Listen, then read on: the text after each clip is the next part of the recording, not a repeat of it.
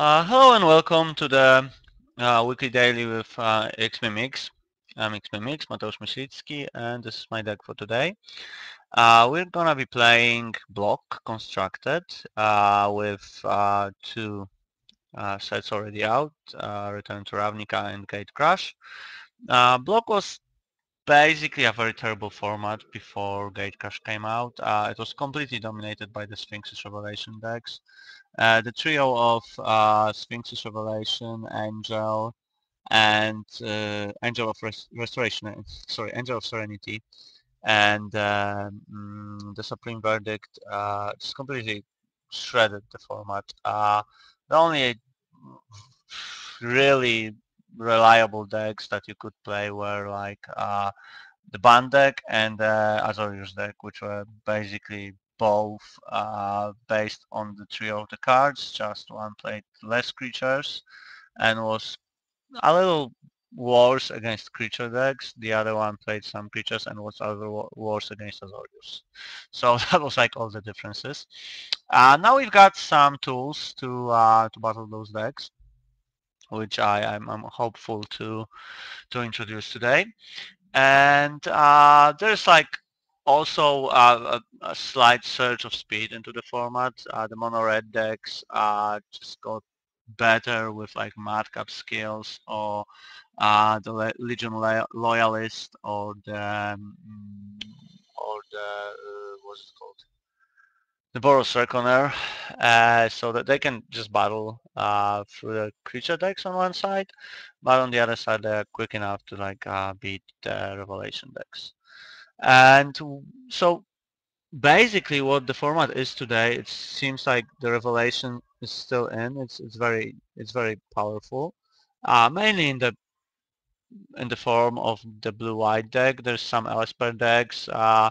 At the start of the format, there used to be some like Zegana band decks, but they're nearly gone. And on the other hand, you've got the mono red decks. And somewhere in between, there's some Jan decks, but the space in between, I feel, is not occupied enough. That's why I'm trying to build Naya Domri Rade deck. I'm kind of obsessed with Domri lately, trying to just fit him everywhere. So let's let's break it. Let's break the deck. So basically, it's a Domri Rade deck. So it has to have a big creature count because what Domri abilities say, they're all about creatures. The +1 ability says look at the top of your library. If it's a creature card, you basically draw it or put it into your hand. If it's not, then nothing happens, but he still gets +1. -2 says target creature you control fights another target creature. So if you're playing the bigger dudes, you're usually fine with this ability. And the emblem, which I never launched yet, says creatures you control have double strike, trample, hexproof, and haste. So you've got like, well, nearly Anachroma's Memorial. You don't get the protections and you don't get the flying, I think. Yeah, but you get the hexproof. So you have double strike, trample, hexproof, and haste if you're able to like launch this ability. So obviously you will have a lot of creatures in this deck. So I tried various versions of this deck, and right now I'm on 7 1-drops. I've got the experiment one. This guy is very good in this deck. We've got creatures of different power and toughness. You've got 2/2s, you've got 3/3s, you've got 4/4s. You even got I even got 2/5s and 5/5s. So this will often be a 3/3 very quickly, and it even gets up to a 5/5. And it also has the ability to regenerate itself, which is sometimes relevant. The other creature is just an aggressive creature, which also trumps to some extent the Deathrite Shaman. It's a Dryad Militant. It's a 2/1, and the ability says if an instant or sorcery card would be put into a graveyard, exile it instead. It's basically mainly a 2/1. I've got Burning Tree Emissaries. That's one of the cards I'm not sure about, like 100%, but it's a creature. It gets drawn from this. It's synergic with all the 1-drops. You can just play this one and then play a 1-drop on the same turn. and it's synergic with my other 2-drop, which is Gatekeeper Vine. So I'm playing a deck that plays like 11 creatures from 1 to 2. I'm trying to be aggressive, and I'm playing a 0-2 look for the land. That is because from my initial testing, uh, it was pretty obvious that this deck has a lot of mana problems. So instead of playing a Gyre Sage or a Gyre Sage, which should be here normally, I've decided to put a 0-2 that is still synergic with Domri that looks for a basic, so a forest or a plains, or a Guildgate. I'm playing all the Guildgates in the colors for this. I'm playing a Boros Guildgate, 2 Selesnya Guildgates, and 1 Gruul Guildgate.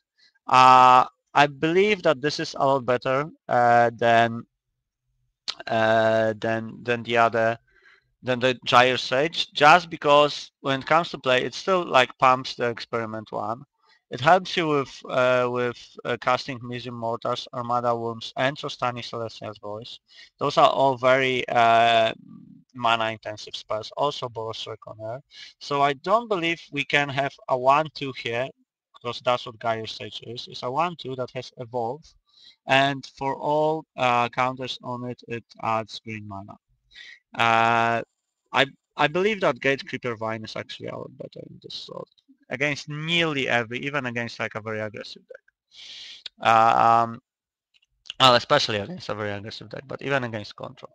Right, in a free mana slot, we've got very good spells.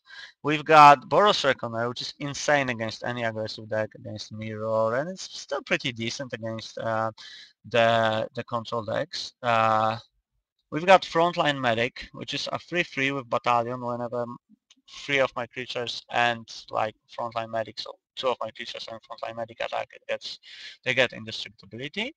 And I can counter a target spell with X and its mana cost unless my opponent plays 3, which is relevant against Revelation. And that's basically it in Gate Crush. I think that sometimes you can counter a syncopate with it, but probably rarely. And like a solid 4/4, which is uncounterable. The ability to come into play when it gets discarded is not relevant. We got 2 Trostani Celestia's Voice.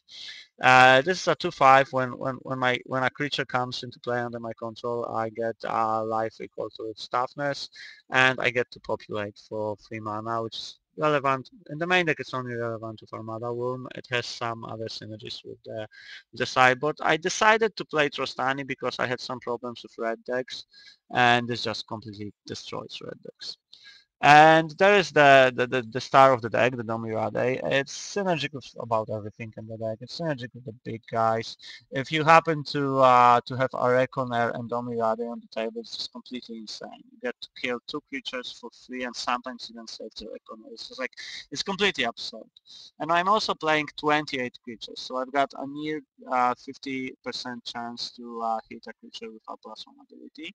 And besides lands and creatures, I'm only playing 4 Mizim Mortars just because they are too good of a removal to not play them. Like the overload is gonna be often quite relevant, and even just dealing 4 to a creature you don't control. You kill everything beside from 1 to 4 mana beside like Trostani, which is not played very much, and beside the big demon, the 6/6, what's it called, the Secretion Demon. Yeah. Uh, the demon is one of the problems of this deck. The other problem is probably Revelation decks still. I've decided to to smash all the creature decks and the mono red decks with the main deck. So the Revelation decks might be a problem, but they are not so popular right now, and I'm not a buy for them. So I hope they're gonna be like at least like 40-60 for me, or maybe a little more for them. I'm still losing, but I'm fine. Okay, so sideboard is those 4 cards are all against creature decks. Those also come in against mono red with Selesnya Charms, and Angel of Serenity is against all decks like Giant. If I happen to run into another Naya or something like that, then Angel of Serenity is just completely insane. it says you in the game basically. I'm thinking if I want to side them in against the blue white decks as well. I mean, if it comes into play and you get like 3 of your own creatures, or it's one of the few answers to opponent's Angel of Serenity, it's usually fine. There's then Selesnya Charms. The free Selesnya Charms. That is like it comes against a lot of stuff. It's one of the ways to kill the Desecration Demon, which is a big problem. You can just side it in against Mono Red as another creature, and it also works with the populate from this one. You will probably side it in against control decks, just as like you can instant answer the mass removal and all this stuff to attack. So it's quite it like works around. It's not in the main deck. It could be in the main deck, but I prefer to have like creatures in the main deck. And it's also not synergic with Burning Tree Emissary. So the Sundering Groves are mainly against the blue-white decks. They play the Tension Spheres. You can sometimes blow them out with like destroying the Tension Sphere, getting your guys at the end of the turn, and then just attacking. They don't usually expect you to have Sundering Groves. I could play Keening Apparitions, the 2/2 guy for 2 mana with white that sacrifices itself to destroy an enchantment, but I prefer to have that effect on instant, to be honest. With 3 Boros Charm, I was thinking about playing 4, but I'm sometimes staying with like a Boros Charm in hand and like no creatures. I also have those awkward draws of like Domri, 2 Boros Charms, 3 lands and like 1 creature. I don't know if to keep it or not. And there's 3 Gideon, Champion of Justice. This guy is, well, it hasn't been nearly discussed at all. As opposed to the other Planeswalker I'm playing, the Domri. I think it's mainly because it's not really a Planeswalker when you look at it. It says for +1 you put a loyalty counter on Gideon for each creature target opponent controls, and he's the best against control decks. So you will usually just put a +1/+1 or the +1 counter on it. For 0, it says until end of turn, Gideon, Champion of Justice, becomes an indestructible human soldier creature with power and toughness, each equal to the number of counters on it. So you just side it in against the blue-white control. You try to make some early pressure with all those creatures, and then you just land at Gideon and try to attack him and just kill him because they can't verdict it. It's not a very good plan against control decks, those 8 cards. I was trying some other cards. I was trying like Aurelia's Fury, which is a silence for free basically, but it wasn't very good. I mean, it sometimes postpones their verdict, but it doesn't work against the angel because the card says, I'm actually gonna show it. Aurelia's Fury. So I really thought it's gonna be like decent against control, but it says Aurelia's Fury deals X damage. The cost is white, red, X. So this X damage divided as you choose among any number of creatures and players. Tap each creature dealt damage this way. Players deal damage this way can't cast non-creature spells this turn. If it says they can't cast spells this turn, I would probably play it because it would postpone the angel. I don't know. They can't like cast the bird with that does the detain. What's it called? The Life Sky Knight. Yeah. So they can't cast that, but they can just cast a creature in the turn and basically doesn't do a lot. I might think about playing the 4th Boros Charm if the matchup against control decks is not good enough, but well, we'll just see. So the main goal is just to nearly always win against creature decks, the mono red decks, and try to fight the